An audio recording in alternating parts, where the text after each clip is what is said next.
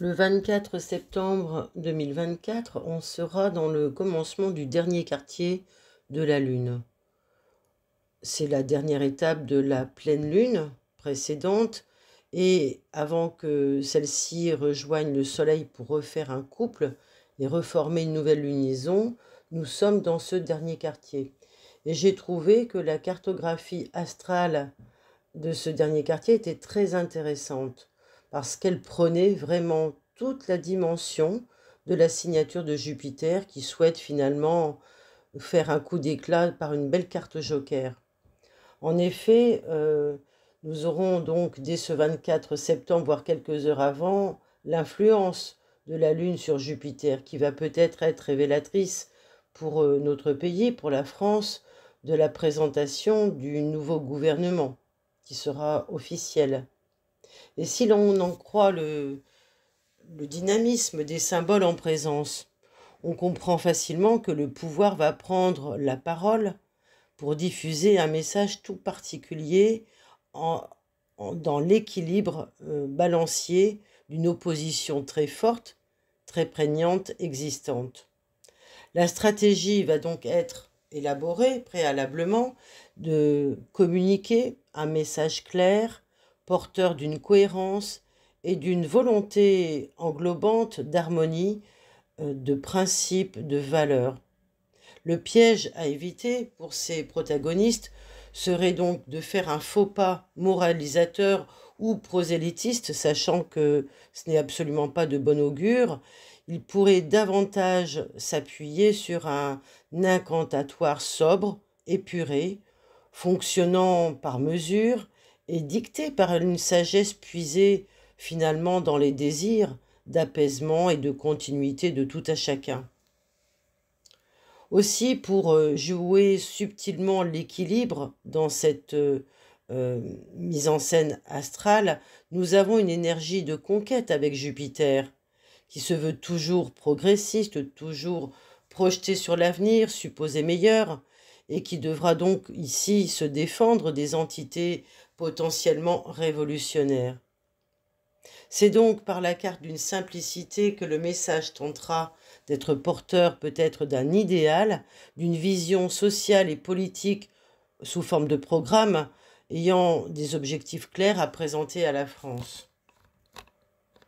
Selon moi, ce discours du nouveau Premier ministre devrait être une prise de parole teintée de grande responsabilité sur l'annonce d'un plan d'action à mener face à un diagnostic d'une situation économique et politique déplorable et désastreuse, se voulant cependant mature et engageante, cette prise de responsabilité pourrait devoir se méfier de ne pas vouloir être l'arbre qui cacherait finalement une forêt de faillites et de ruines. Donc, il devra faire l'exercice difficile d'abstraction des faits actuels clivants. Et le point d'appui, à mon sens, pourrait être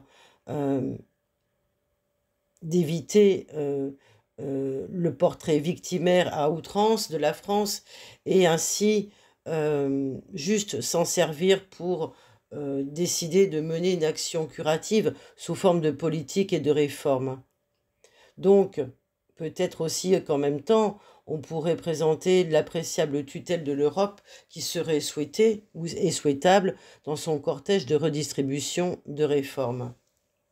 Voilà comment, à mon sens, la prédisposition ministérielle devrait s'avancer pour tenir la barre, et cela peut-être dans un contexte international qui, lui, va être dégagé de beaucoup de choses et pourra susciter également d'autres clivages qui, à mon sens, pourraient être une annonce d'une grande révélation, peut-être sur les causes réelles des attentats contre Trump, qui pourraient être de grande ampleur chez nos amis américains. Voilà, à mon sens, la toile de fond de cette investiture. Et puis, pour finir, l'exercice de style pour la France d'éviter aussi la motion de censure pour ce gouvernement en formation, malgré une ligne d'opposition ferme et déterminée, peut s'avérer très périlleux mais à mon sens pas insoluble. Les mécontents, les mécontentements également suscités par la colère grandissante des oubliés, des passés par-dessus, par-dessous, pourraient être encore plus nourriciers de partis aspirants qui se sentiraient les seuls légitimes parce que lésés à devoir reprendre force. Mais pour l'instant, ils sont en gestation pendant quelque temps. Et le pouvoir, à mon sens, peut encore tenir grâce à l'investiture de cette figure, somme toute charismatique, d'une autorité raisonnée et raisonnable, semblant être, par sa responsabilité ou son responsabilisme, rassurant. Et cela, c'est vraiment une carte joker, une carte d'opportunité constructive et heureuse, voire salvatrice, pour pouvoir poursuivre le programme décidé par le président en place. La botte secrète sera de composer avec l'ennemi. Et cette fois-ci, de part et d'autre, ils vont devoir se partager cet ennemi décideur et peut-être l'intégrer dans l'enceinte du gouvernement avec la présence donc de personnes issues du Rassemblement national, afin de geler toutes les tentatives de récupération par les volontaires au renversement. Et si renversement du gouvernement en place il y a, à mon sens, celui-ci n'interviendra absolument pas tant que Neptune et Saturne seront en Poisson, même s'il y a des ferments qui vont se mettre en place dans les jours qui viennent dès le mois d'octobre. Nous sommes toujours en présence d'une pyramide de terre entre Mercure, Pluton et Uranus qui malgré tout laisse la stabilité pour l'instant encore en place. Et donc ce dernier quartier nous amène tranquillement à une nouvelle lune en balance pour le 3 octobre. Et en balance, on a un siège pour Saturne qui est fort, qui est exalté. Et c'est sans équivoque celui du Premier ministre auquel on pense en premier.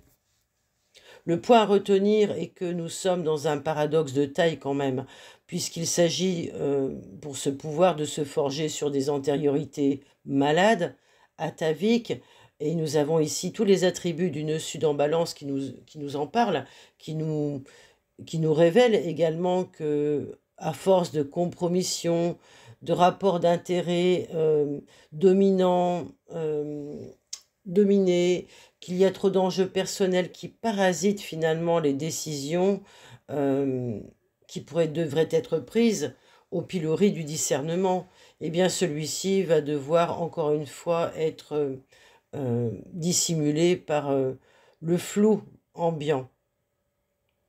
Et puis, pour tenir la barre du gouvernail politique de cette rentrée, nous aurons à constater que la main d'airain qui détiendra donc ce pouvoir va devoir se séparer des moutons noirs qui n'entreraient plus dans les rangs.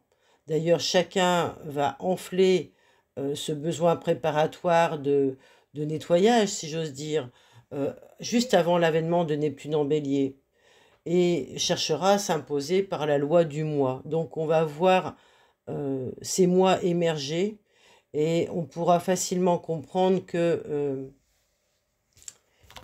il y aura encore de nouvelles étapes avant qu'il y ait de grands changements pour la France, avant donc 2025 et 2026.